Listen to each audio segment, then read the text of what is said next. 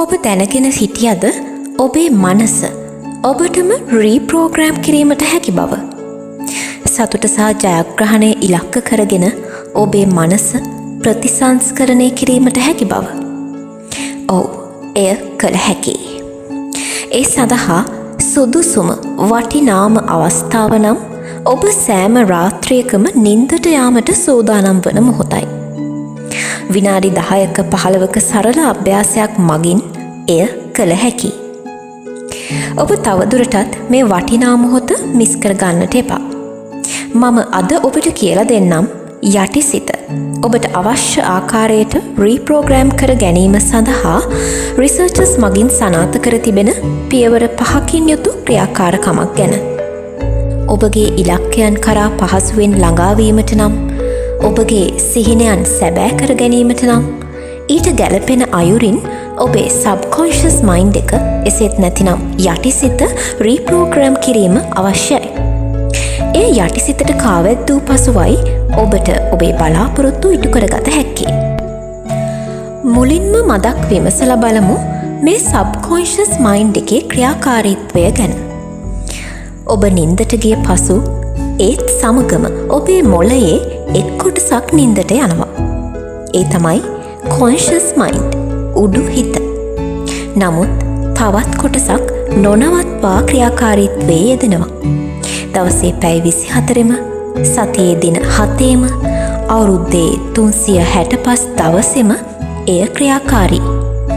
මේ තමයි ඔබේ යටිසිත, සබ්කොන්ෂස් මයින්ඩ් එක.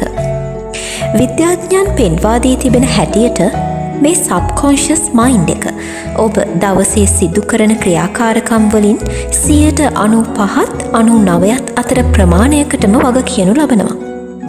ඔබ ගන්නා සෑම තේරීමකටම, සෑම තීරණයකටම වැඩිම බලපෑමක් කරනුයේ ඔබේ උඩුසිත නොවේ. එය සිදුවන්නේ යටිසිතේ තිබෙන ප්‍රෝග්‍රෑම් එක අනුවයි. ඒ වගේම සබ්කොන්ෂස් මයින්ඩ් එක කොන්ෂස් මයින්ඩ් එකට වඩා 100 ගුණයකින් ශක්තිමත් බවත් දැනට සොයාගෙන තිබෙනවා. අනෙක් වැදගත් කරුණ තමයි කෙනෙකුගේ යටිසිත වෙනස් කිරීම ඉතාමත් අපහසු දෙයක්. නමුත් මම අද කියන්නට යන මේ ස්ටෙප්ස් 5 නොකඩවා දිනපතා ක්‍රියාත්මක කළහොත් ඔබට ඔබේ ඉලක්කයන් කරා යාම සඳහා වැඩි කල් බලා සිටීමට අවශ්‍ය වන්නේ නැහැ. එහෙමනම් අපි බලමු ෆස්ට් ස්ටෙප් එක මොකක්ද කියලා. Plan the next day.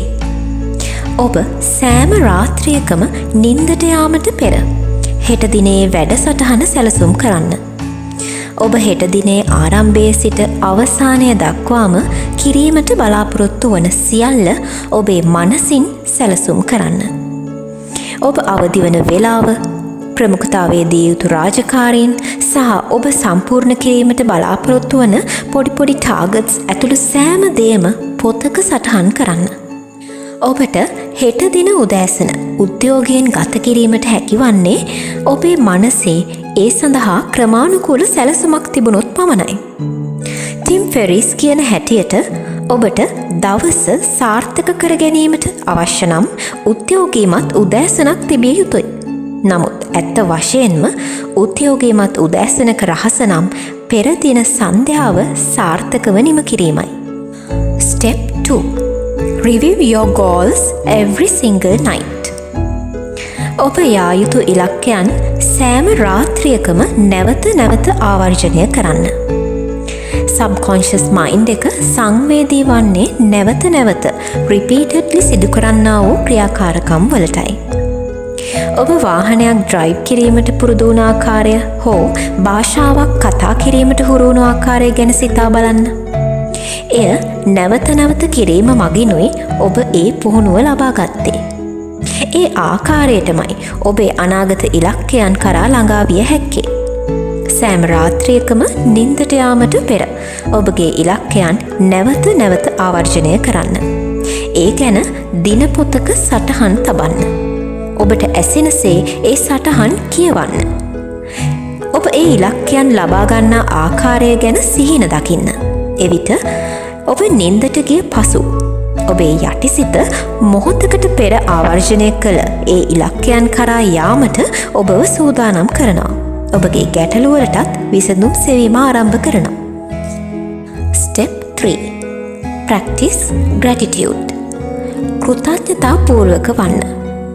ඔබගේ නිරෝගී බව ගැන, ඔබට දැනටමත් ලැබී ඇති දේවල් ගැන, නිවස, වාහනය, කෑමබීම, මිල මුදල්, ඔබට ආදරය කරන හිතවතුන්, මේ හැම දේම ගැන සිතින් සිතා ස්තුතිවන්ත වන්න.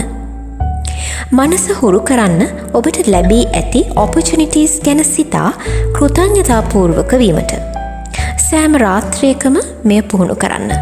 එවිට ඔබේ යටිසිත සෑම විටම ධනාත්මක ආකල්පයන්ගෙන් පරිපූර්ණ වීම මගින් ඔබව ජයග්‍රහණයේ මාවත කරා ගෙන යනු ලබනවා. Step 4. Ask your subconscious mind for the answers. ඔබේ ගැටලුවලට විසඳුම් යටිසිතින් ඉල්ලා සිටින්න. තෝමස් එඩිසන් කියනවා යටිසිතෙන් යම් ඉල්ලීමක් නොකර නින්දට යන්න එපා කියලා. Never go to sleep without a request to your subconscious mind. මේකට හේතුව තමයි ඔබ නින්දට ගියත් ඔබේ යටිසිත හොඳින් අවදි වෙලායි තිබෙන්නේ. ඒ නිසා කිසිම දිනක ඔබේ දුක් ගැනවිලි ගැන සිතමින්, ගෙවීමට තියෙන බිල්ස් ගැන සිතමින්, රැකියා ස්ථානයේ ප්‍රශ්න ගැන සිතමින් දුකින් නින්දට යන්න එපා. ඒ වෙනුවට හිතන්න, ජීවිතය සාර්ථක ලෙස වෙනස් කර ගැනීම සඳහා ඔබ කළ යුත්තේ කුමක්ද කියා. වැඩිපුර මුදල් ලිපීම සඳහා, අලුත් ව්‍යාපාරයක් ආරම්භ කිරීම සඳහා, එමත් නැතිනම් විභාගයක් සමත්වීම සඳහා වන්නට පුළුවන්. මේ කුමක් වුවත් ඒ ගැන සිතා ඔබේ යටිසිතින් විමසන්න. මේ ඉලක්කයන් කරා යාමට ඔබ කළ යුත්තේ කුමක්ද කියා. ඔබ එම ගැටලුවලට විසඳුම් සොයන්නට නොයා එය බාර දෙන්න උඩුසිත වගේ 100 ගුණයක් වේගයෙන් ක්‍රියාත්මක වෙන යටිසිතට. එක දවසින් විසඳුමක් ලැබෙන්නේ නැති වෙයි. නමුත් නැවත නැවත කරන්න. Step 5. Hypnotherapy. අපි නින්දට වැටෙන්න ආසන්නතම මොහොත වෙද්දී අපේ මොළයේ brain waves තීටා සංඛ්‍යාතයෙන් වැඩ කරන්න පටන් ගන්නවා. ඒ කියන්නේ අපි කුඩා කාලයේදී ජීවිතයේ මුල් අවුරුදු 7 තුලදී වගේ මොළය ක්‍රියාකාරී වුණු තත්වයට නැවතත් පැමිණෙනවා.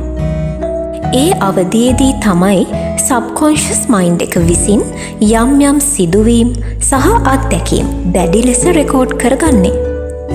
යටිසිතේ ප්‍රෝග්‍රෑම් එක වෙනස් කිරීමට නම් යටිසිතට කතා කිරීම සඳහා අපිට ලැබෙන සුදුසුම අවස්ථාව තමයි මේ. එහෙමනම් ඒ සඳහා ඔබ යා යුතු ඉලක්කයන් හෝ සිදුකර ගැනීමට අවශ්‍ය වෙනස්වීම්, එහෙමත් නැතිනම් පුරුදුවීමට අවශ්‍ය හැසිරීම් රටාවන් ඇතුළත් ඕඩියෝ ක්ලිප් එකකට, හඬපටයකට සවන් දෙමින් දිනපතා නින්දට යන්න. එවිට ඔබට සිදුකර ගැනීමට අවශ්‍ය ඒ වෙනස්වීම් සඳහා නැවත නැවතත් සබ්කොන්ෂස් මයින්ඩ් එක සංවේදී වීම මගින් ඔබේ අරමුණ ඉටු කර ගැනීම පහසු වෙනවා. ඔබ මේ ස්ටෙප්ස් 5 නැවත නැවත කිරීමේදී යටිසිත මගින් ඔබගේ දිනචර්යාවෙන් 95-99 අතර ප්‍රමාණයක්ම මෙහෙයවනු ලබන්නේ ඒ ප්‍රෝග්‍රෑම් කරපු ඉලක්කයන් කරා දිනෙන් දින ළඟාවීමට හැකිවන අයුරුනුයි. එක රැයකින් නොවුනත් ඊ타මත්ම ඉක්මනින් ඔබේ සෑම සිහිනයක්ම තවදුරටත් සිහිනයක් නොවි සැබෑවක් බවට පත් කර ගැනීමට ඔබට හැකියාව ලැබේ.